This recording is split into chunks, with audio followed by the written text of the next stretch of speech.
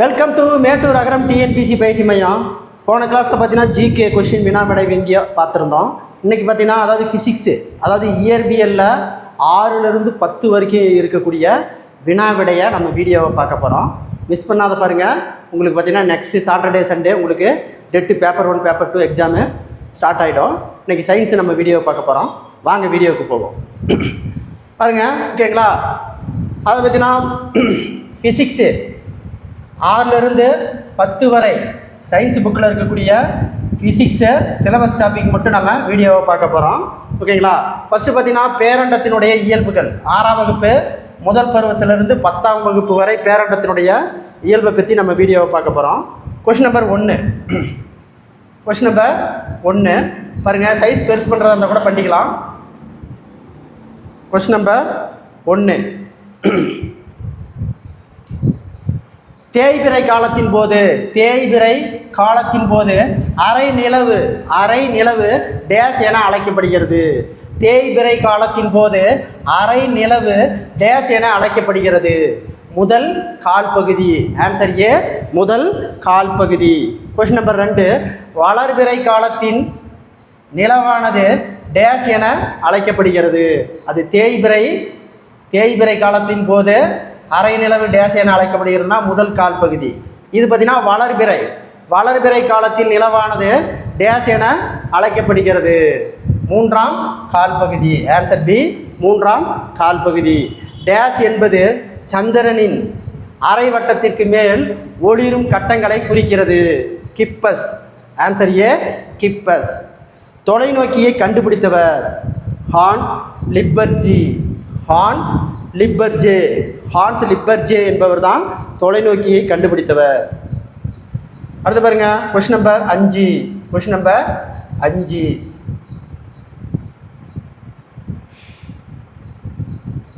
Number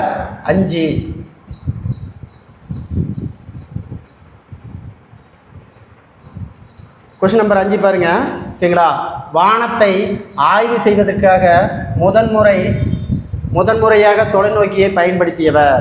அது பார்த்தீங்கன்னா வானத்தை ஆய்வு செய்வதற்காக முதன்முறையாக தொலைநோக்கியை பயன்படுத்தியவர் கலிலியோ தான் முதல்ல வானத்தை ஆய்வு செய்வதற்காக தொலைநோக்கியை பயன்படுத்தியவர். அடுத்து பாருங்க, பால்வெளி திரள் என்பது வானத்தில் ஆயிரக்கணக்கான நட்சத்திரங்களையும் பளபளப்பாக பிரகாசமான கூட்டம் தவிர வேறொன்றுமில்லை என்று நிரூபித்தவர் கலிலியோ. வியாழனை சுற்றி துணைக்கோள்கள் இருப்பதையும் சனி கிரகத்தினை சுற்றி வளையம் இருப்பதையும் கண்டறிந்தவர். அப்போ வியாழன் கோள்களை சுற்றி துணைக்கோள்கள் இருப்பதையும் சனி கிரகங்களை சுற்றி வளையங்கள் இருப்பதையும் கண்டறிந்தவர் கலிலியோ. யாரு? கலிலியோ.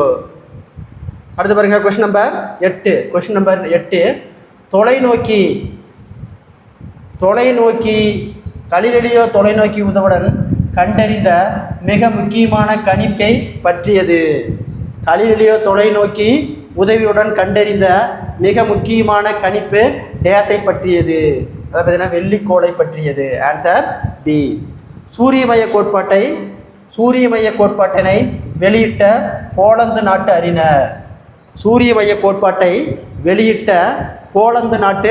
அறிஞர். யாருன்னா கோப்பர்னிக்கஸ் என்பவர் தான் சூரிய மைய கோட்பாட்டை கூறியவர். சூரியனுக்கும் நட்சத்திரங்களுக்கும் மற்றும் பிற கோள்களுக்கும் பூமியை சுற்றி வருகின்றன என்பது டேஸ் கொள்கை. சூரியனுக்கும் நட்சத்திரங்களுக்கும் மற்றும் பிற கோள்களுக்கும் பூமியை சுற்றி வருகின்றன என்பது டேஸ் கொள்கை. சூரிய மைய கொள்கை. கொஸ்டின் நம்பர் 11, புவி நட்சத்திரங்கள் மற்றும் பிற கோள்களும் சூரியனை சுற்றி வருகின்றன என்பது டேஸ் கொள்கை. சூரிய மைய கொள்கை. ஆன்சர் ஏ, சூரிய மைய கொள்கை. அடுத்து கொஸ்டின் நம்பர் 12. புவி டேஸ் நாட்களில் சூரியனை சுற்றி வருகிறது. 365.4 வரும். கரெக்டாக பார்த்தீங்கன்னா 365.4. Answer B. அடுத்து பார்த்தீங்கன்னா செவ்வாய்க்கோள் டேஸ் நாள்களில் சூரியனை சுற்றி வருகிறது. செவ்வாய்க்கோள் 687 நாட்களில் 687 நாட்களில் கோடிக்கணக்கான நட்சத்திரங்கள் இணைந்திருப்பது டேஸ் என்று அழைக்கப்படுகிறது. கோடிக்கணக்கான நட்சத்திரங்கள் இணைந்திருப்பது டேஸ் என்று அழைக்கப்படுகிறது. விண்மீன் திரள். விண்மீன் திரள். ஆன்சர் சி, விண்மீன் திரள். ஒரு புள்ளியில் பருப்பொருள் குவித்து அங்கிருந்து விரிவடைய தொடங்கிய நிகழ்வு டேஸ் அழைக்கப்படுகிறது. ஒரு புள்ளியில் பருப்பொருள் குவிந்து அங்கிருந்து விரிவடைய தொடங்கிய நிகழ்வு டேஸ் என அழைக்கப்படுகிறது. பெருவெடிப்பு. பெருவெடிப்பு. பெருவெடிப்பின் போது தோன்றிய தனிமங்கள் அடிப்படை தனிமங்களான டேஸ் மற்றும் டேஸ் ஆகியவற்றால் ஆனது. அப்போ பெருவெடிப்பு கொள்கை தனிமம் பார்த்தீங்கன்னா hydrogen, helium. Answer B, hydrogen, helium. Question number 14. நமது பிரபஞ்சத்தின் கட்டுப்பாடான கூறுகள். நமது பிரபஞ்சத்தின் கட்டுமான கூறுகள். நமது பிரபஞ்சத்தின் கட்டுமான கூறுகள் நட்சத்திரங்கள், விண்மீன் கற்கள், ஏரிக்கற்கள். இவை அனைத்தும். ஆன்சர் டி, இவை அனைத்தும். பூமிக்கும் சூரியனுக்கும் இடையே உள்ள சராசரி தூரம். பூமியினுக்கும் சூரியனுக்கும் இடையே உள்ள சராசரி தூரம் டேஸ் என்று அழைக்கப்படுகிறது. வானிலை அலகு. அப்போ சூரியனுக்கும் பூமிக்கும் இடையே உள்ள தூரம் எவ்வாறு அழைக்கப்படுகிறது? வானிலை அலகு. ஒளியானது ஒரு வருடத்தில் கடந்த தூரம் டேஸ் என்று அழைக்கப்படுகிறது. அப்போ ஒளியானது, ஒளி என்பது ஓகேங்களா வெளிச்சம். ஒளி என்பது வெளிச்சம். ஓகேங்களா, ஒளியானது ஒரு வருடத்தில் கடந்த தூரம் டேஸ் என்று அழைக்கப்படுகிறது. ஒளியாண்டு. ஆன்சர் பி, ஒளியாண்டு. வானியல் அலகானது ஒரு ஆர வினாடியில் ஏற்படும் கோணத்தின் தொலைவு டேஸ் என அழைக்கப்படுகிறது. மின்னியல் ஆரம். ஒரு வானிலை அலகு என்பது 1.496 × 10⁸. ஒரு வானிலை அலகு என்பது 1.496 × 10⁸. Answer A. அடுத்து பாருங்கள் கொஸ்டின் நம்பர் 22. Question number 22. ஒரு ஒளியாண்டு என்பது 9.4607 × 10⁻12. ஒளியாண்டு. ஒரு ஒளியாண்டு என்பது 9.4607 × 10⁻12. உலகின் முதலில் செயற்கைக்கோள் ரஷ்யாவின் டேஸ் ஆகும். ஓகேங்களா, முதல் செயற்கைக்கோள் ஸ்புட்னிக். ஓகேங்களா, உலகிலேயே முதல் செயற்கைக்கோள் விண்ணில் ஏவிய நாடு எதுன்னு கேட்டாங்கன்னா ரஷ்யா. இப்போ எந்த ஆண்டு ஏவனதுன்னு பார்த்தீங்கன்னா 1957. ஓகேங்களா, உலகிலேயே முதல்ல ஓகேங்களா செயற்கைக்கோளை அனுப்பிய நாடு எதுன்னு கேட்டாங்கன்னா ரஷ்யா. அந்த செயற்கைக்கோளுடைய பெயர் என்னன்னு கேட்டாங்கன்னா ஸ்புட்னிக் 1. அது எந்த ஆண்டு அனுப்புனாங்கன்னு கேட்டாங்கன்னா 1957. அடுத்தது இந்தியாவின் முதல் செயற்கைக்கோள். ஓகேங்களா, இந்தியாவின் முதல் செயற்கைக்கோள் ஆரியப்பட்டா. அப்போ இந்தியாவோட முதல் செயற்கைக்கோள் எதுனா ஆரியப்பட்டா. இது எந்த ஆண்டு விண்ணில் செலுத்தப்பட்டது அப்படின்னு கேட்டாங்கன்னா இது அப்படியே கடைசி நம்பர் 2 திருப்பி போட்டுக்கா. 1975. ஓகேங்களா, கடைசி இந்த 2 ஆண்டையும் திருப்பி போட்டுக்கிட்டீங்கன்னா 1975. அப்போ முதல் செயற்கைக்கோள் 1957 வெளியிட்டாங்க. அது உலக அளவில் ரஷ்யா அனுப்புனது. இந்தியாவில் ஆரியப்பட்டா எப்போ அனுப்புனதுன்னா 1975. புவியினுடைய இரட்டை பிறவி என அழைக்கப்படும் கோள். புவியினுடைய இரட்டை பிறவி வெள்ளி. ஓகேங்களா, புவியினுடைய இரட்டை பிறவி என்று அழைக்கக்கூடியது வெள்ளி. சூரியன் உதைப்பதற்கு முன்பும் மறைவதற்கு முன்பும் தோன்றுவதனால இது புவியினுடைய இரட்டை கோள்னு சொல்கிறாங்க. வெள்ளி கோள் தான் இருக்கிற கோளிலேயே வெப்பமான கோள். வெள்ளிக்கோள் தான் இருக்கிற கோள்களிலேயே வெப்பமான கோள். அடுத்த கொஸ்டின் நம்பர் 26. பாருங்க, கெப்லர் விதி. முதல் விதி பார்த்தீங்கன்னா நீள்வட்ட விதி. இரண்டாவது விதி சம பரப்புகளின் விதி. மூன்றாவது விதி ஒத்திசைவு விதி. முதல் விதி நீள்வட்ட விதி, இரண்டாவது விதி சம பரப்புகளின் விதி, மூன்றாவது விதி ஒத்திசை விதி. அப்போ வரிசையாக இருக்குது. ஆன்சர் 1, 2, 3. Answer C. இந்திய விண்வெளி ஆராய்ச்சி நிறுவனம், அதாவது பார்த்தீங்கன்னா ISRO, இஸ்ரோ தலைமையகம் எங்குள்ளது? இஸ்ரோனுடைய தலைமையகம் எங்கே இருக்குது? பெங்களூரில் இருக்குது. Answer C, Bangalore. விண்வெளி ஆராய்ச்சிக்கான இந்திய தேசிய குழு என்னும் நிறுவனத்தை வடிவமைத்தவர் விக்ரம் சாராபாய். இந்த அமைப்பை உருவாக்குனது விக்ரம் சாராபாய். எந்த ஆண்டுன்னு கேட்டாங்கன்னா 1962. இந்திய விண்வெளி ஆராய்ச்சி நிறுவனம் ISRO எப்பொழுது தொடங்கப்பட்டது அப்படின்னா 1969. அப்போ இந்திய விண்வெளி ஆராய்ச்சி நிறுவனம் ISRO எப்பொழுது தொடங்கப்பட்டது? 1969. அடுத்து பாருங்க, கொஸ்டின் நம்பர் 30. இந்திய ஏவுகணை நாயகன், இந்தியாவின் ஏவுகணை நாயகன் என்று அழைக்கப்பட்டவர் அப்துல் கலாம். இந்தியாவின் ஏவுகணை நாயகன் என்று அழைக்கப்பட்டவர் அப்துல் கலாம். இஸ்ரேவால் சந்திரனை ஆராய சந்திராயன் 1 என்ற துணைக்கோள் ஏவிய ஆண்டு. சந்திராயன் 1 ஏவிய துணைக்கோள் ஆண்டு எந்த ஆண்டு ஏவனாங்க? 2008 அக்டோபர் 22. இஸ்ரே செவ்வாய் கிரகத்திற்கு ஆராய மங்கள்யான், சந்திராயன் 1 தான் 2008 அக்டோபர் 22. சந்திராயன் என்னும் துணைக்கோள் ஏவிய ஆண்டு 2013 நவம்பர் 5. 2013 நவம்பர் 5. அடுத்து பாருங்க, ஓகேங்களா? விசையும் இயக்கமும். விசை இயக்கம் 6ஆம் வகுப்புலேருந்து 10ஆம் வகுப்பு வரை. ஓகேங்களா? 33வது கொஸ்டின். விசையின் சமன்பாடு F = m × a. விசை என்பது வெக்டர் அளவு. அடுத்த கொஸ்டின் நம்பர் 35. கீழ்கண்ட கூற்றுகளை ஆராய்க. பொருட்களின் மீது உயிருள்ள அல்லது உயிரற்ற காரணிகளால் செயல்படுத்தப்படும் தள்ளுதல் அல்லது இழுத்தல் என விசை என அழைக்கப்படுகிறது. இழுத்தாலோ அதுக்கு விசை என அழைக்கப்படுகிறது. சரி, ஒரு பொருளின் இயக்க நிலையையோ அல்லது ஓய்வு நிலையிலேயோ மற்றவல்லது பொருளின் வேகத்தினை அதிகரிக்கவோ, பொருளினுடைய வேகத்தை அதிகரிக்கவோ குறைக்கவோ செயலாற்ற வல்லது. இயக்கத்தின் நிறுத்தல், திசையை மாற்றவும் மற்றும் பொருளின் வடிவத்தை அதிகரிக்கவோ குறைக்கவோ செய்ய இயலும் காரணி விசை எனப்படும். காரணி விசை என அழைக்கப்படுகிறது. சரி, விசையின் விளைவானது விசையின் எண் மதிப்பையும் அது செயல்படும் பரப்பையும் சார்ந்தது. சரி, விசையானது எண் மதிப்பையும் திசையும் கொண்ட ஒரு வெக்டர் அளவாகும்.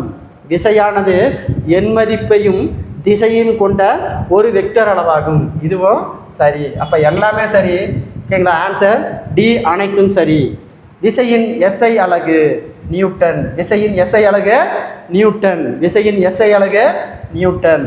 அடுத்து பாருங்க, கொஸ்டின் நம்பர் 37. புவியீர்ப்பு முடுக்கத்தின் மதிப்பு 9.8 மீட்டர்/வினாடி².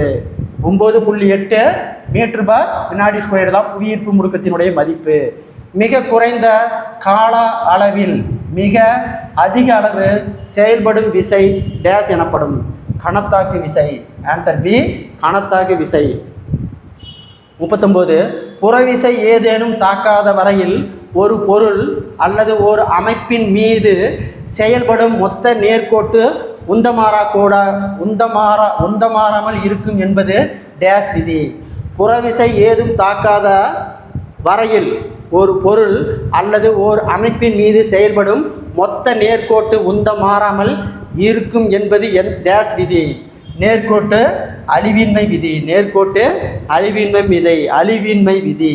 விசைகள் அவை செயல்படும் திசையை சார்ந்து டேஸ் வகையாக பிரிக்கப்படுகிறது. 2 வகையாக பிரிக்கப்படுகிறது. 41வது கொஸ்டின். 2 அல்லது 2க்கு மேற்பட்ட சமமான அல்லது சமமற்ற விசைகள் ஒரே திசையில் ஒரே பொருள் மீது இணையாக செயல்பட்டால் அவை டேஸ் விசைகள் என்று அழைக்கப்படுகின்றன. ஒத்த இணை விசைகள். ஆன்சர் ஏ, ஒத்த இணை விசைகள். அடுத்து கொஸ்டின் நம்பர் 42. விசையின் செயல்பாட்டால் பொருள் மீது ஏற்படும் விளைவுகள் பற்றி பயிலும் அறிவியல் பாடம் டேஸ் ஆகும். இந்திரவியல். அடுத்து பாருங்க, 43.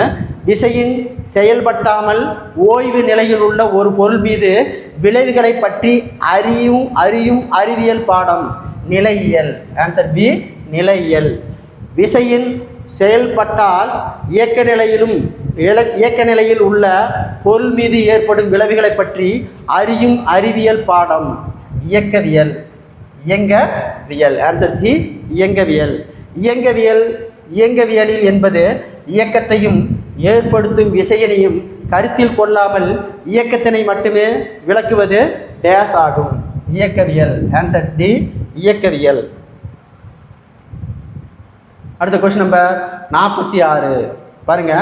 நேர்கோட்டு இயக்கம் அப்படின்னு பண்ணதுன்னா ஓகேங்களா, தானாக கீழே விழும் பொருள் நேர்கோட்டு இயக்கம் 2.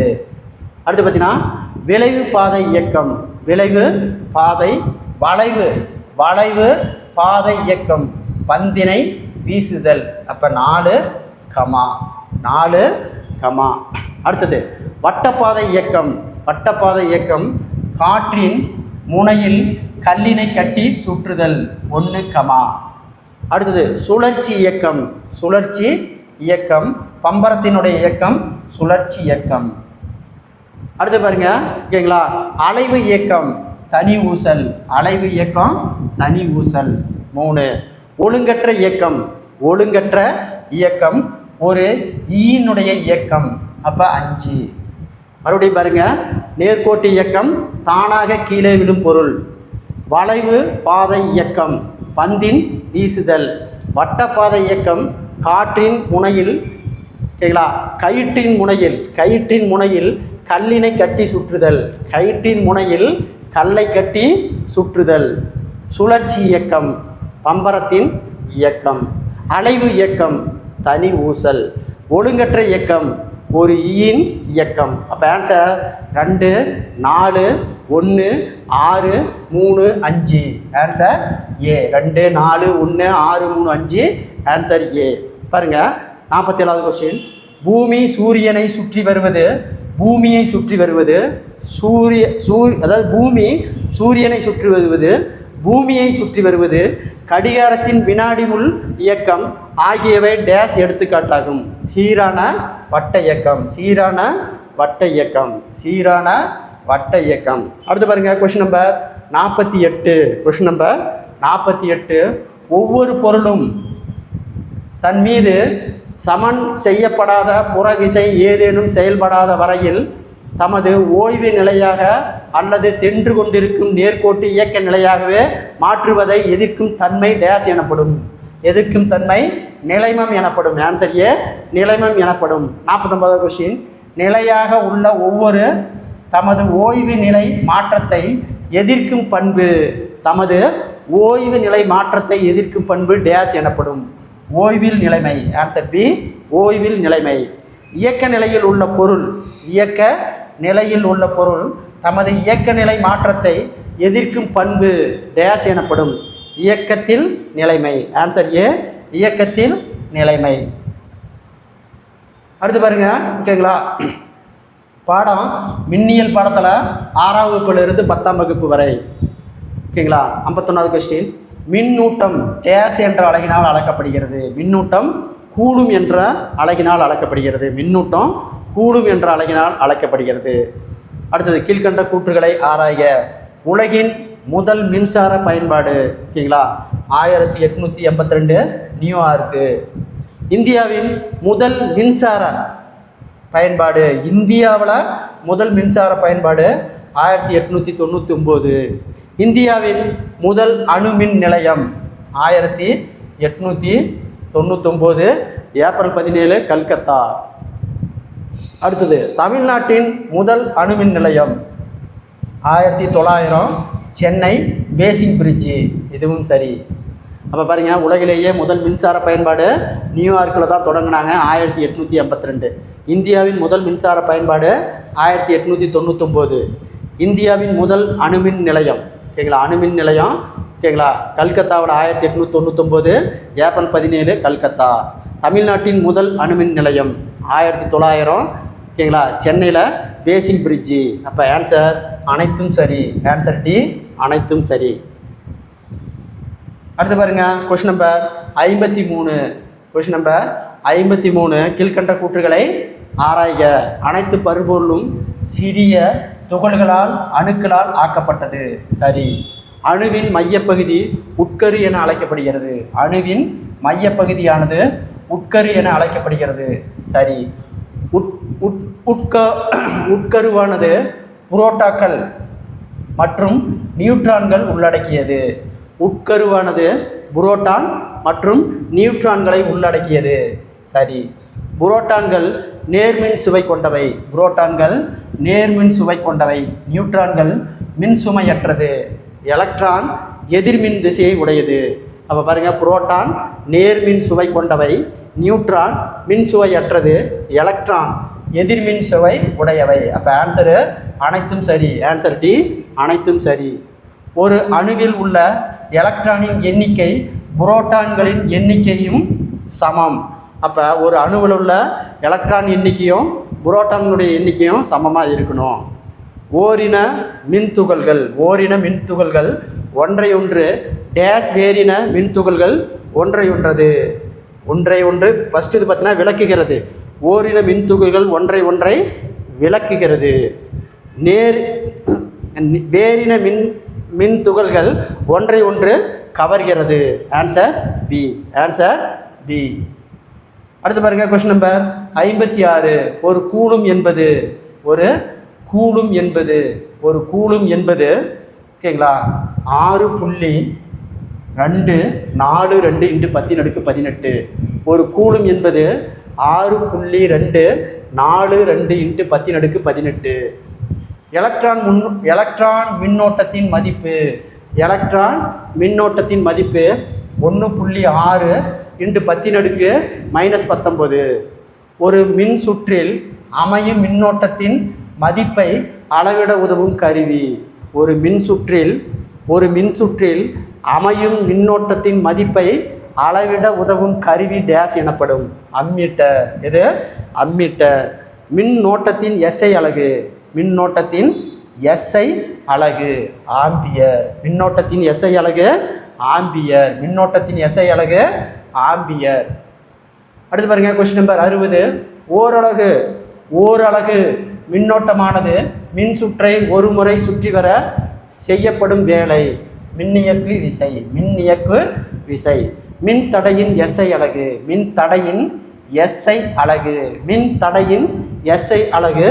ஓம். மின் கடத்து திறனின் அலகு சரிங்களா 1 சீமென்ஸ் மீட்டர். மின்தடை எண்ணின் தலைகீழ் டேஸ் எனப்படும். மின்கடத்து எண். ஆன்சர் ஏ மின்கடத்து எண். அடுத்து பாருங்க மின்கடத்து எண்ணின் சமன்பாடு ஓகேங்களா டெல்டா சமம் 1/b. Answer C. அடுத்து பாருங்க கொஸ்டின் நம்பர் 165. மின் சலவை பெட்டியில் சூடேற்றி போன்ற வெப்பமேற்றி சாதனங்களில் பயன்படுத்தும் உலோகம். அப்போ மின் சலவை பெட்டியில் மின் சூடேற்றி போன்ற வெப்பமாற்றமானது சாதனங்களில் பயன்படுத்தும் உலோகம் நிக்ரோம். மின்திறனின் அலகு வாட்டு. மின்னோட்டத்தினால் ஒரு வினாடியில் செய்யப்படும் வேலையின் அளவு டேஸ் எனப்படும். மின்திறன் எனப்படும். மின் சலவை பெட்டி மின் சூடேற்றி போன்ற வெப்பமேற்கும் சாதனங்களில் நிக்ரோம் உபயோகிக்க காரணம் என்னன்னா அதிக மின் கடத்துத்திறன். ஒரு குதிரை திறனின் மதிப்பு. ஒரு குதிரை திறன் என்பது 746 வாட்டு. ஒரு குதிரை திறன் என்பது 746 வாட்டு. அடுத்தது கொஸ்டின் நம்பர் 70. ஒரு கிலோவாட் மணி என்பது ஓகேங்களா 1000 வாட் மணி ஓகேங்களா 36,36,000 வாட் வினாடி 3.8 × 10⁻6 ஜே. இவை அனைத்தும் எல்லாமே இவை அனைத்தும். ஜூல் வெப்ப வீதி H சமம் I ஸ்கொயர்டு RD. ஜூல் வெப்ப விதி H சமம் I squared RD. Answer B. Answer B. அடுத்து பாருங்க கொஸ்டின் நம்பர் 71. Question number 71. அனல் மின் நிலையம் எங்கே இருக்கு கேட்கலா? அனல் மின் நிலையம் நெய்வேலி 800. அப்போ 3 கமா. நீர்மின் நிலையம் மேட்டூர் பாபநாசம் 2 கமா. அணு மின் நிலையம் கல்பாக்கம் கூடங்குளம் 1 கமா. காற்றாலை ஆரல்வாய்மொழி கைத்தாறு 4. மறுபடியும் பாருங்க, அனல் மின் நிலையம் நெய்வேலியில் இருக்குது, எண்ணூர்லேயும் இருக்குது. நீர் மின் நிலையம் மேட்டூர் பாபநாசம். அணு மின் நிலையம் கல்பாக்கம் கூடங்குளம். காற்றாலைகள் ஆரல்வாய்மொழி கைத்தாறு. அப்போ ஆன்சர் 3 2 1 4. 3 2 1 4. Answer D. வெப்ப ஆற்றலானது மின்னாற்றலாக மாற்றப்படுவது. வெப்ப ஆற்றல் மின்னாற்றலாக மாற்றப்படுவது அணுமின் நிலையம். வெப்ப ஆற்றலானது மின்னாற்றலாக மாற்றப்படுவது அணுமின் நிலையம். இயக்காற்றல் மின்னாற்றலாக மாற்றப்படுவது நீர்மின் நிலையம். அடுத்த கொஸ்டின் நம்பர் 74. Question number 74. மின்கலன் என்பது வேதியாற்றலை மின்னாற்றலாக மாற்றுவது. Answer C. வேதியாற்றலை மின்னாற்றலாக மாற்றுவது. அடுத்து பாருங்க, பாடம் காந்தவியலில் 6லிருந்து 10ஆம் வகுப்பு வரை உள்ள புத்தகத்திலிருந்து எடுக்கப்பட்ட கொஸ்டின். ஓகேங்களா? 75வது கொஸ்டின். காந்தத்தன்மையுடைய தாது டேஸ் என அழைக்கப்படுகிறது. காந்தத்தன்மையுடைய தாது மேக்னடைட் என அழைக்கப்படுகிறது. இயற்கை காந்தம் என அழைக்கப்படுவது மேக்னடைட். கீழ்கண்டவற்றுள் இரும்பின் தாதுகள் எவை? இரும்பினுடைய தாதுக்கள் ஹேமடைட், மேக்னடைட், சிடாரைட். அனைத்தும் மேக்னடைட், சிடாரைட் இவை அனைத்தும் இரும்பு தாதுக்கள். கீழ்கண்டவற்றில் அதிகமான காந்தத்தன்மையுடைய பெற்றது. இதில் காந்தத்தன்மை அதிகமாக இருக்கக்கூடியது மேக்னடைட். Answer B. மேக்னடைட். அடுத்து 78 79வது கொஸ்டின். சட்டகாந்தம், வளையகாந்தம், காந்த ஊசி போன்ற டேஸ் காந்தங்களுக்கு எடுத்துக்காட்டு. செயற்கை காந்தத்திற்கு எடுத்துக்காட்டு. கீழ்கண்ட பொருட்களில் காந்தத்தன்மையுடைய பொருட்கள் நிக்கலு, இரும்பு, கோபல்ட் இவை அனைத்தும். Answer D. அனைத்துலையும் காந்தத்தன்மை உடையது. தொங்கவிடப்பட்ட காந்தம் எப்பொழுது எந்த திசையை ஓய்வு நிலையில் வரும்? அப்போ தொங்கவிடப்பட்ட காந்தம் வடக்கு தெற்காக இருக்கும். Answer C. காந்தங்களின் எதிரெதிரே துருவங்கள் ஒன்றை ஒன்று டேஸ் ஒத்துருவுகின்றன. அப்போ ஈர்க்கும், ஒன்றை ஒன்று ஈர்க்கும், மற்றை ஒன்று விலகும். Answer B. அடுத்த கொஸ்டின் நம்பர் 83. கீழ்காணும் எக்காரணங்களால் காந்தம் தனது தன்மையை இழக்கிறது. காந்தத்தன்மையை இழக்கின்றது அப்படின்னா, வெப்பப்படுத்தும் பொழுது இழந்துடும், அல்லது உராய்விலிருந்து கீழே போடும்போது இழந்துடும், சுத்தியால் தட்டும்போது காந்தத்தன்மை இழந்துடும். அப்போ 3லையுமே காந்தத்தன்மை இழந்துவிடும். அப்போ ஆன்சர் டி. இவை அனைத்திலும் காந்தத்தன்மை இழந்துவிடும். காந்தத்தினை சுற்றி காந்த விளைவு அல்லது காந்த விசை உணரும் பகுதி டேஸ் என அழைக்கப்படுகிறது. காந்தத்தினை சுற்றி காந்த விளைவு அல்லது காந்த விசை உணரும் பகுதி டேஸ் என வரையறுக்கப்படுகிறது. காந்தப்புலம் டேஸ் என்ற அலகால் அழைக்கப்படுகிறது. காந்தப்புலம் டேஸ் என்ற அலகால் அளக்கப்படுகிறது. டெஸ்லா அல்லது காஸ் தான் காந்தப்புலத்தினுடைய அலகு. ஒரு டெஸ்லா என்பது ஓகேங்களா, 10,000. ஒரு டெஸ்லா என்பது 10,000 காஸ். எளிமையான காந்தத்தன்மை உடையது, எளிமையாக காந்தத்தன்மை உடையது மென்காந்தம். எளிமையாக காந்தத்தன்மை உடையது மென்காந்தம். அடுத்த கொஸ்டின் நம்பர் 88. காந்தப்புலத்தில் வைக்கப்படும் பொருள்கள் வெளிப்படுத்தும் பண்புகளை அடிப்படையாக கொண்டு எவ்வாறு பிரிக்கப்படுகிறது? ஓகேங்களா? டயா காந்தம், பாரா காந்தம், பெர்ரோ காந்தம் அப்படின்னு 3 வகையாக பிரிக்கிறாங்க. இவை அனைத்தும் தான் ஆன்சர் டி. இவை அனைத்தும் பாருங்கள். Aluminium, platinum, chromium, oxygen, manganese, nickel, இரும்பு ஆகியவற்றின் உப்புக்களின் கரைசல்களில் ஆகியவற்றை டேஸ் பொருட்கள் ஆகும். இதில் பார்த்தீங்கன்னா பாரா காந்தம்னு சொல்லுவாங்க. பாரா பொருட்களால் ஆனது. இரும்பு, கோபல்ட், நிக்கல், எஃகு மற்றும் இவற்றின் உலோகங்களால் கலவைகளானவை டேஸ் பொருட்கள் பெர்ரோ காந்தம். இதுக்கு பேர் பெர்ரோ காந்தம். எந்த ஒரு வெப்பநிலையிலும் பெர்ரோ காந்த பொருள்கள் பாரா காந்த பொருளாக மாற்றமடைகிறதோ அந்த வெப்பநிலை டேஸ் வெப்பநிலை என்று அழைக்கப்படுகிறது.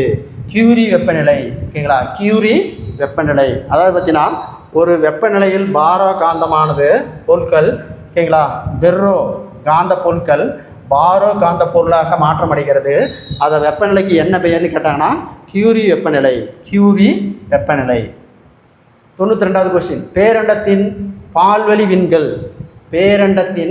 பால்வழி விண்மீன் திரளில் அமைந்துள்ள டேஸ் என்று அழைக்கப்படும் காந்த நியூட்ரான் விண்மீன்களாகவோ நடைமுறையில் காணப்படும் அதிக திறன் மிகுந்த காந்தமாகும். மேக்னீட்டர். Answer D, மேக்னீட்டர். அடுத்த பாருங்க கொஸ்டின். பாடம் அளவீடு 6லிருந்து 10ஆம் வகுப்பு வரை. எஸ்ஐ அலகு அல்லது பன்னாட்டு அலகு முறை டேஸ் ஆண்டு நடைபெற்ற எடைகள் மற்றும் அளவுகளுக்கான பொது நாட்டில் அறிமுகப்படுத்தப்பட்டது. 1971 தான் அறிமுகப்படுத்தப்பட்டது. ஒளியானது டேஸ் வினாடிகளில் வெற்றிடத்தில் கடக்கும் தூரம் 1 மீட்டர் எனப்படும். ஓகேங்களா? அதை பார்த்தீங்கன்னா 29,99,27 × 458. அது பார்த்தீங்கன்னா 1/29,97,92,458. Answer A. அடுத்து 95வது கொஸ்டின் நம்பர் 95வது கொஸ்டின். நீளத்தின் எஸ்ஐ அலகு மீட்டர். வெப்பநிலையின் எஸ்ஐ அலகு கெல்வின். தனிச்சுழி வெப்பநிலை என்பது 0 கெல்வின். ஃபாரன்ஹீட் வெப்பநிலை மானியில் உள்ள பிரிவுகளின் எண்ணிக்கை 180. செல்சியஸ் மற்றும் கெல்வினுடைய வெப்பநிலை மானிகளில் உள்ள பிரிவுகளின் எண்ணிக்கை, அதை பார்த்தீங்கன்னா செல்சியஸு, கெல்வின் வெப்பநிலை மானிகளில் உள்ள பிரிவுகளின் எண்ணிக்கை 100. பிரிவுகளினுடைய எண்ணிக்கை 100. அடுத்து பாருங்கள் கொஸ்டின் நம்பர் 100. கெல்வின் வெப்பநிலையின் தலைகீழ் புள்ளி. கெல்வின் வெப்பநிலை மானியில் கீழ்நிலை புள்ளி 273. ஒரு பொருளில் உள்ள அணுக்கள் அல்லது மூலக்கூறுகளின் எண்ணிக்கை டேஸ் என்பதை கொண்டு மறைமுகமாக கண்டறியலாம். மோல் மூலம். பொருளின் அளவில் எஸ்ஐ அலகு மோலு. பொருளின் அளவில் எஸ்ஐ அலகு மோலு. ஒரு மோல் என்பது 6.023 × 1023. ஒரு மோல் என்பது 6.023 × 1023. 6.023 × 1023. ஒரு பொருளில் உள்ள பருப்பொருள் அளவு. ஒரு பொருளில் உள்ள பருப்பொருட்களின் அளவு நிறை. பருப்பொருட்களினுடைய அளவு நிறை. அடுத்தது 105வது கொஸ்டின். 105வது கொஸ்டின் பாருங்கள். ஃபெர்மி அப்படிங்கிறது 10⁻⁻15 அப்போ 2. ஆம்ஸ்ட்ராங் அப்படிங்கிறது 10⁻⁻10 மீட்டர் அப்போ 3, நேனோமீட்டருங்கிறது 10⁻⁻9 10⁻⁻9 மீட்டர் அப்போ 4, மைக்ரான் என்பது 10⁻⁶ -6. அடுத்தது மில்லிமீட்டர் என்பது 10 -3 1, சென்டிமீட்டர் என்பது 10 -2 அப்போ 5. மறுபடியும் பாருங்கள், பெர்மி அப்படிங்கிறது 10 -15, ஆம்ஸ்ட்ராங்கிறது 10 -10, நேனோமீட்டருங்கிறது 10 -9 மீட்டர், மைக்ரான் என்பது 10 -6, மில்லிமீட்டர் என்பது 10 -3, சென்டிமீட்டர் என்பது 10 -2. அப்போ பாருங்கள் 2, 3, 4, 6, 1, 5. Answer D. அணுவின் உட்கரு ஆரம் 10 -15. அடுத்து பாருங்கள், கொஷின் நம்பர் 107. இரு விண்மீன்களுக்கிடையே உள்ள தொலைவானது டேஸ் என டேஸ் மீட்டர் என அழைக்கப்படுகிறது. 10 மீட்டர். இரு விண்மீன்களுக்கு இடையே தொலைவை டேஸ் மீட்டர் என அழைக்கப்படுகிறது. 10 மீட்டர். எலக்ட்ரானின் நிறை 9.11 × 10 -31. நமது பால்வெளி அண்டத்தின் நிறை 2.2 × 10 41. பால்வெளி அண்டத்தின் நிறை 2.2 × 10 41. அடுத்து பாருங்க, பீட்டா என்பது 10 டெராட்டா அப்படிங்கிறது 10 ஜிகா அப்படிங்கிறது 10 மெகா அப்படிங்கிறது 10 கிலோ அப்படிங்கிறது 10 ஹெக்டோ அப்படிங்கிறது 10 டெக்கோங்கிறது 10 வரிசையாக இருக்குது. பீட்டாங்கிறது 10 டெரா அப்படிங்கிறது 10 ஜிகா அப்படிங்கிறது 10 மெகா என்பது 10 கிலோ என்பது 10 ஓகேங்களா. ஹெக்டோ அப்படிங்கிறது 10 டெக்கா அப்படிங்கிறது 10 அப்போ வரிசையாக இருக்குது. 1, 2, 3, 4, 5, 6, 7. Answer B. அடுத்த கொஷின் நம்பர் 111. அதை பார்த்தீங்கன்னா ஒளியல் 6லேருந்து 12ஆம் வகை. ஒளியல் என்பது ஓகேங்களா, இந்த ஒளினா வெளிச்சம், ஒளி என்றால் சவுண்டு, ஓகேங்களா. சவுண்டை பற்றி தான் நம்ம இப்போ பார்க்க போகிறோம். ஒளியின் எஸ்ஐ அலகு மீட்டர்/வினாடி -2, மீட்டர்/வினாடி -1.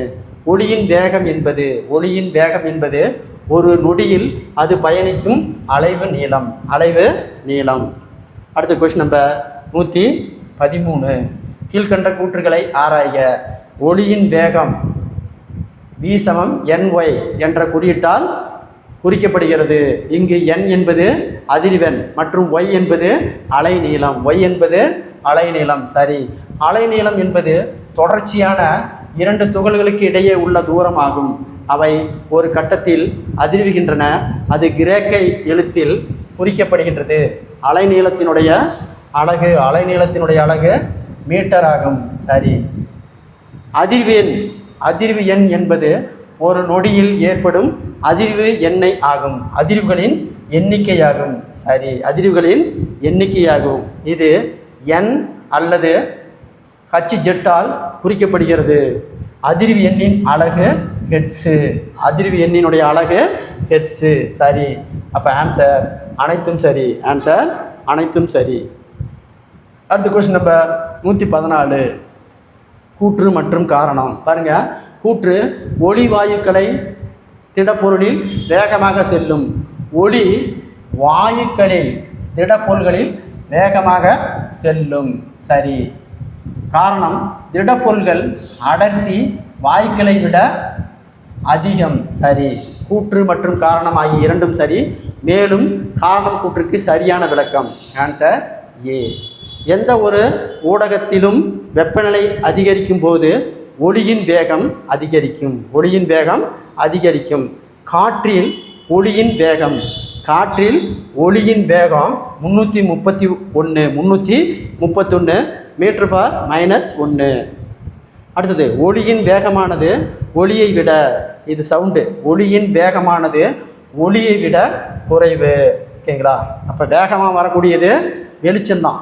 வேகமாக வரக்கூடியது ஃபஸ்ட்டு வெளிச்சம், ஓகேங்களா, ரெண்டாவது தான் ஓகேங்களா சத்தம், ரெண்டாவது தான் சத்தம். அப்போ ஃபஸ்ட்டு வரக்கூடியது வெளிச்சம், ரெண்டாவது சத்தம்.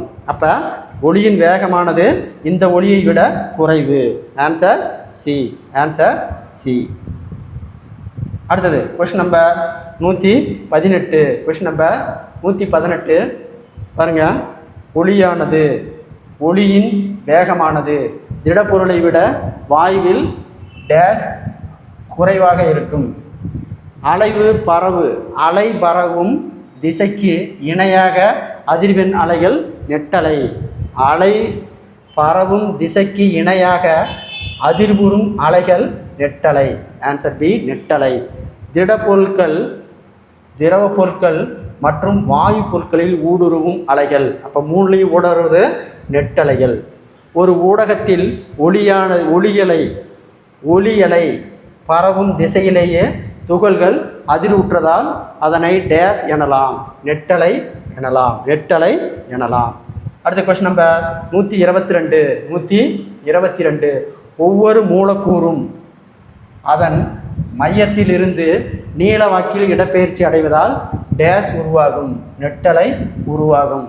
ஒளி அலைகள் ஒரு நெட்டலை, ஒளி அலைகள் ஒரு நெட்டலைகள். இந்த ஒளி அலகு ஒரு குறுக்கலை. இது சவுண்டு, ஓகேங்களா, இது வெளிச்சம். அப்போ இந்த சவுண்டு அலைகளுடைய அலகு நெட்டலை, வெளிச்சத்தினுடைய அலகு குறுக்கலை. அடுத்து பாருங்க, ஓகேங்களா, கீழ்கண்ட கூற்றுகளை ஆராய்க. ஒளி அலைகள் பரவதற்கு ஊடகம் தேவை. ஒளி அலைகள் பரவதற்கு ஊடகம் தேவை, சரி. இந்த ஒளி அலைகள் பரவதற்கு ஊடகம் தேவையில்லை, சரி. ஒளி அலைகள் பரவுவதற்கு ஊடகம் தேவை, அதாவது பார்த்தீங்கன்னா சவுண்டு. ஒளி அலைகள் பரவதற்கு ஊடகம் தேவை, சவுண்டு. இந்த ஒளி பார்த்தீங்கன்னா வெளிச்சம் அலைகள் பரவதற்கு ஊடகம் தேவையில்லை. அப்போ ஆன்சர் 1, 2 ரெண்டுமே சரி, 1, 2 ரெண்டுமே சரி. அடுத்து கொஸ்டின் நம்பர் 126. வாயுக்களின் அடர்த்தி அதிகரிக்கும் போது ஒளியின் திசை வேகம். வாயுக்களின் அடர்த்தி அதிகரிக்கும் போது ஒளியினுடைய திசை வேகம் குறையும். ஒளியை அதிர்வெண் அடிப்படையில் எத்தனை வகைகளாக பிரிக்கலாம்? ஒளியின் அதிர்வெண் அடிப்படையில் ஒளியை எத்தனை வகையாக பிரிக்கலாம்? 3 வகையாக பிரிக்கலாம். ராக்கெட் ஏவப்படும் போது ஒளியினுடைய அளவு. ராக்கெட் ஏவப்படும் போது ஒளியின் அலகு 180 dB. ஜெட்டு விமானம் புறப்படும் ஒளியினுடைய அளவு 140. ஒரு ஹெர்ட்ஸை விட அதிக அதிர்வெண் கொண்ட ஒளி மீயொலி என அழைக்கப்படுகிறது. மீயொலி என அழைக்கப்படுகிறது. 20,000 ஹெர்ட்ஸை விட அதிகமாக இருந்துச்சுன்னா அதற்கு மீயொலி என்று அழைக்கப்படுகிறது. அடுத்து கொஸ்டின் நம்பர் 131. மீயொலியை கேட்கும் உயிரினம் பொருந்தாதது. மீயொலிகளை கேட்கும் உயிரினங்களில் பொருந்தாதது பார்த்தோன்னா மனிதர்கள் மட்டும்தான் மீயொலியை கேட்க முடியாது. Answer D. மீதி எல்லாமே மீயொலியை கேட்கலாம். வவ்வாடு, நாய்கள், டால்பின் இது எல்லாமே மீயொலியை கேட்கும் திறன் கொண்டவை. மீயொலியை கேட்கும் திறன் அற்றது மனிதர் மட்டும்தான். பாருங்க, சோனோகிராம் கருவி உடல் உறுப்புகளை ஆய்தல் மற்றும் கடல் கண்காணிப்புகளை பயன்படுத்தும் ஒளி மீயொலி. அடுத்தது சோனார் அமைப்பில் கடலின் ஆழத்தை கண்டறிய உதவும் நீர்மூழ்கி கப்பலில் கண்டறிய உதவும் ஒளி மீயொலி. கால்டன் வீசில் பயன்படுத்தும் ஒளி மீயொலி. அலைகள் தூய்மையாகும் தொழில்நுட்பம் பொருட்கள் மீதுள்ள மிக சிறிய துகள்களை நீக்குவதற்கு பயன்படுத்தும் ஒளி மீயொலி. அடுத்து கொஸ்டின் நம்பர் 136. சிறுநீரகத்தில் உள்ள கற்களை சிறு சிறு துகள்களாக உடைத்து அதை சிறுநீர் வழியாக வெளியேற்றும் ஒளி மீயொலி. அதை பார்த்தீங்கன்னா சிறுநீரகத்தில் உள்ள கற்களை சிறு சிறு துகள்களாக உடைத்து அதை சிறுநீர் வழியாக வெளியேற்றப்படும் ஒளி மீயொலி. எக்காலம், புல்லாங்குழல், செனாய் மற்றும் சாக்ஸோபோன் போன்ற ஆகியவை டேஸ் கருவிகளால் ஆகும், காற்று கருவியாகும். ஹார்மோனியம், வாய் இசை ஆகியவை நாணல் கருவியாகும். ஹார்மோனியம், வாய் இசை ஆகியவை டேஸ் கருவியாகலாகும், நாணல் கருவியாகும்.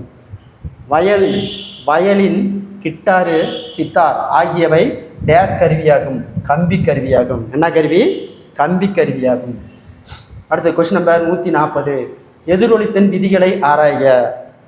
ஒளியானது ஒரு புள்ளியில் ஏற்படும் படுகோணமும் அது எதிரில் இருக்கும் கோணமும் சமமாக இருக்கும். எதிரில் இருக்கும் கோணம் சமமாக இருக்குன்னு சொல்கிறாங்க. சரி.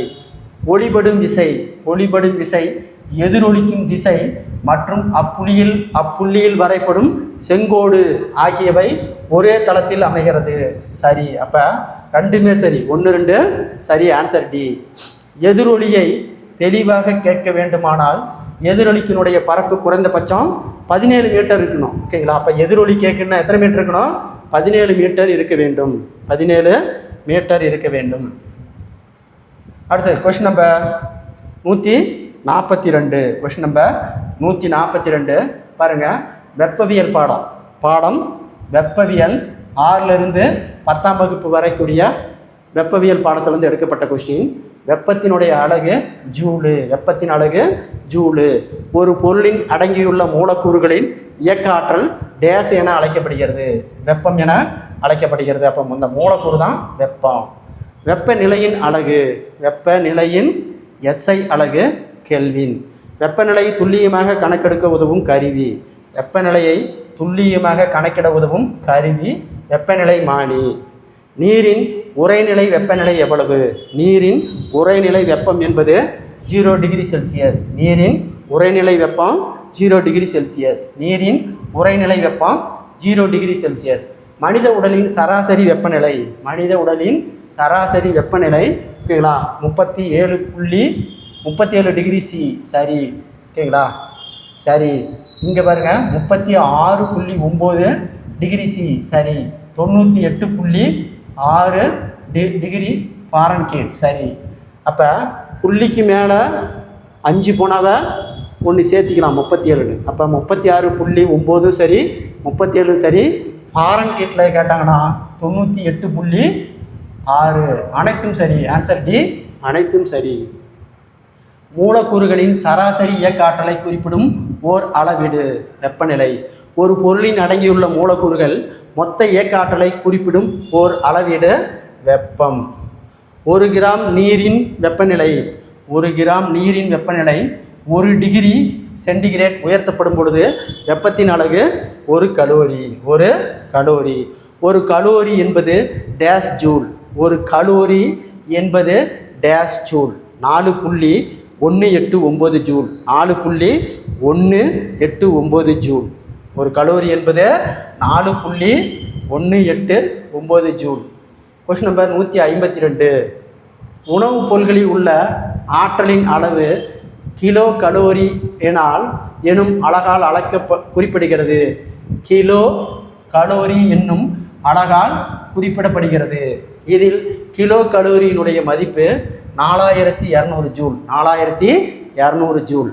மருத்துவ வெப்பநிலை மானியில் டேஸ் முதல் டேஸ் வரை அளவீட்டுகள் கொண்டிருக்கும். ஓகேங்களா? அளவீட்டுகள் கொண்டிருக்கும். அதை பார்த்தீங்கன்னா 35 டிகிரி செல்சியஸிலிருந்து 42 வரை செல்சியஸில் இருக்கும். ஓகேங்களா? அதே ஃபாரன்ஹீட்டில் 98லேருந்து ஓகேங்களா 108 ஃபாரன்ஹீட் வரை இருக்கும். அப்போ ரெண்டுமே சரி. ஆன்சர் ஆ மற்றும் ஆ. Answer D. செல்சியஸ் மற்றும் கெல்வின் அளவீடுகளுக்கு தொடர்பு. ஓகேங்களா? அளக்கப்படும் தொடர்பு பார்த்தீங்கன்னா ஓகேங்களா F -32/9 இன்ட்டு C/5 இதிலையும் அளக்கலாம். இன்னொன்று K = 273.15 + C இதிலையும் அளக்கலாம். அப்போ ரெண்டுமே சரி. ஆ மற்றும் ஆ. இதுக்கு ஆன்சர் டி. Answer D. செல்சியஸையும் ஃபாரன்ஹீட்டையும் அளக்கிறது ஆன்சர் டி. அடுத்து 155வது கணக்கு. 155வது கொஸ்டின். செல்சியஸ் அளவீட்டின் ஃபாரன்ஹீட் அளவாக மாற்றுவதற்கு தேவைப்படுவது F = 9/5 C + 32. அதே மாதிரி ஃபாரன்ஹீட் அளவை செல்சியஸ் அளவாக மாற்றுவதற்கு C = 5/9 F -32. இங்கே பாருங்கள் +32 இங்கே -32. Answer B. தனிச்சுழி நீரின் தனிச்சுழி வெப்பநிலை செல்சியஸில் -273 டிகிரி செல்சியஸ். நீரின் தனிச்சுழி வெப்பநிலை செல்சியஸில் -273 டிகிரி செல்சியஸ். நீரின் தனிச்சுழி வெப்பநிலை ஃபாரன்ஹீட்டில் 0 டிகிரி செல்சியஸ். ஃபாரன்ஹீட்டில் 0 டிகிரி செல்சியஸ். பெருவெடிப்பு நிகழ்வு சில கணங்களில் பிரபஞ்சத்தினுடைய வெப்பநிலை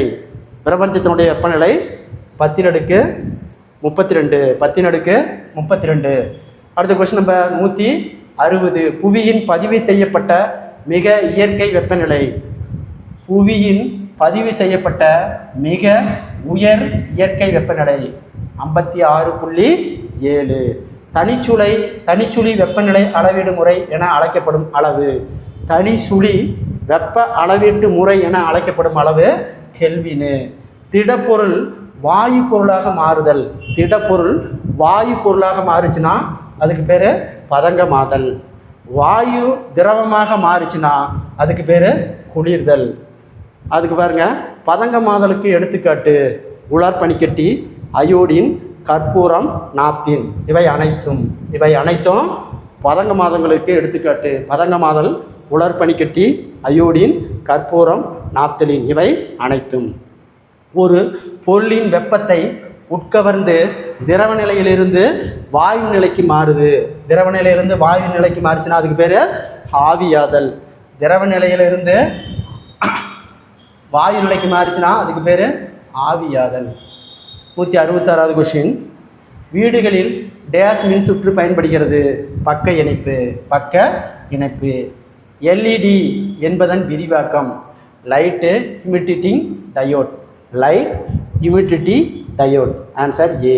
அடுத்து பாருங்க, பொறுத்துக. மின்னோட்டத்தின் அலகு ஆம்பியர். மின்னழுத்தத்தின் வேறுபாடு வோல்ட்டு 1, மின் தடை எண்ணின் அலகு ஓமீட்டர் 2, அடுத்தது மின் திறனின் அலகு வாட்டு 3, மின்னாற்றலின் அலகு ஜூலு 4, மறுபடியும் பாருங்க, மின்னோட்டத்தின் அலகு ஆம்பியர், மின்னழுத்தத்தின் வேறுபாடு வோல்ட்டு, மின்தடையின் எண்ணு ஓமீட்டர், மின்திறன் ஜூலு, மின்திறன் வாட்டு, மின்னாற்றல் ஜூலு. அப்போ ஆன்சர் 5, 1, 2, 3, 4. 5, 1, 2, 3, 4 answer D.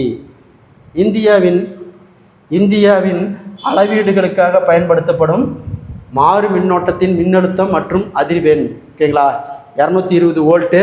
ஓகேங்களா, 50 ஹார்ட்ஸ், 50 ஹச்/ஜெட்டு.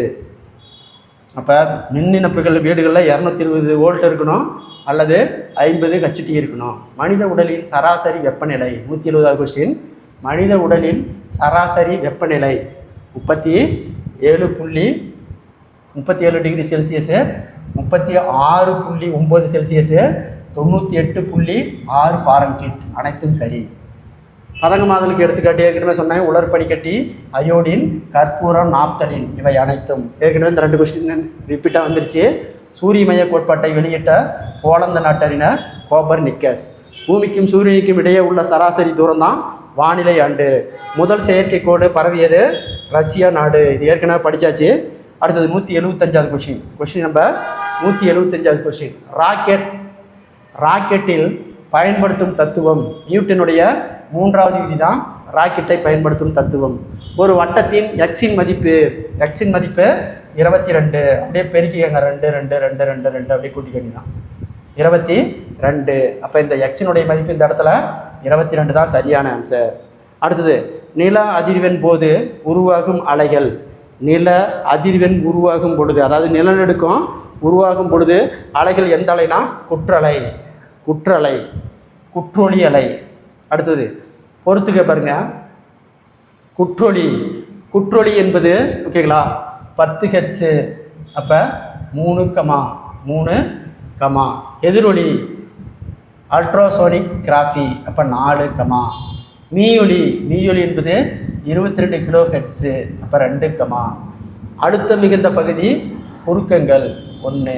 மறுபடியும் பாருங்கள், குற்றொளி 10 ஹெர்ட்ஸு 1, எதிரொலி ஓகேங்களா அல்ட்ராசோனிக் கிராஃபி, மீயொலி 22 கிலோ ஹெர்ட்ஸு, அழுத்தம் மிகுந்த பகுதி குறுக்கங்கள். அப்போ 3, 4, 2, 1 ஆன்சர் ஏ. அடுத்து பார்த்தீங்கன்னா கூற்று காரணம். ஓகேங்களா. காற்றின் அழுத்த மாறுபாடு ஒளியின் திசைவேகத்தை பாதிக்கும். ஒளியின் திசைவேகத்தை பாதிக்கும். சரி இல்லை தவறு. ஏனெனில் ஒளியின் திசைவேகம் அழுத்தத்தின் இருமடி நேர்விகிதத்தில் இருக்கும். அழுத்தத்தின் இருமடி நேர்விகிதத்தில் இருக்கும். தப்பு. அப்போ கூற்று மற்றும் காரணம் ரெண்டுமே தவறு. Answer D. Answer D. அடுத்து பாருங்க 180வது கொஸ்டின். ஒளிச்செறிவினுடைய அலகு. ஒளிச்செறிவினுடைய அலகு டெசிபல். டெசிபல். காலத்தினுடைய அலகு வினாடி. அப்போ 1,5. வீச்சினுடைய அலகு ஹெர்ட்ஸு. அப்போ 2, ஒளி திசை வேகின் அலகு. ஒளி திசை வேகத்தின் அலகு. ஓகேங்களா. இது பார்த்தீங்கன்னா வீச்சினுடைய அலகு மீட்டர். வீச்சினுடைய அலகு மீட்டர். 1,5,2. ஒளி திசை வேகையின் அலகு மீட்டர். அப்போ 4. ஓகேங்களா. அதிர்வெண்ணுடைய அலகு ஹெர்ட்ஸு. 3. மறுபடியும் பாருங்க. ஒளிச்செறிவு டெசிபல். காலத்துக்கு வினாடி. வீச்சுக்கு மீட்டர். திசை வேகத்துக்கு மீட்டர் பர் வினாடி. அதிர்வெண்ணுக்கு ஹெர்ட்ஸு. அப்போ ஆன்சர் 1, 5, 2, 4, 3. Answer A. ஓகேங்களா. பாருங்கள் ஒரு இயந்திரத்தின் விலை. இதெல்லாம் மேக்ஸ் கணக்கு. இது எல்லாமே மேக்ஸ் கணக்கு. ஓகேங்களா. இத்துடன் பார்த்தீங்கன்னா 180 வினாக்கள். 180 வினாக்கள் நம்ம இயற்பியிலிருந்து வினாவிடை வீடியோவை பார்த்துருந்தோம். இந்த வீடியோ பிடிச்சிருந்தா சப்ஸ்கிரைப் பண்ணிக்கோங்க. ஓகேங்களா. முக்கியமாக ஹைப் பண்ணிக்கிட்டிங்கன்னா கொஞ்சம் நல்லாயிருக்கும். ஓகேங்களா. ஹைப் அப்படிங்கிறத கொஞ்சம் நீங்கள் பண்ணிக்கிட்டிங்கன்னா ஓகேங்களா அகாடமிக்கு உதவியாக இருக்கும். ஓகேங்களா. நன்றி, வணக்கம்.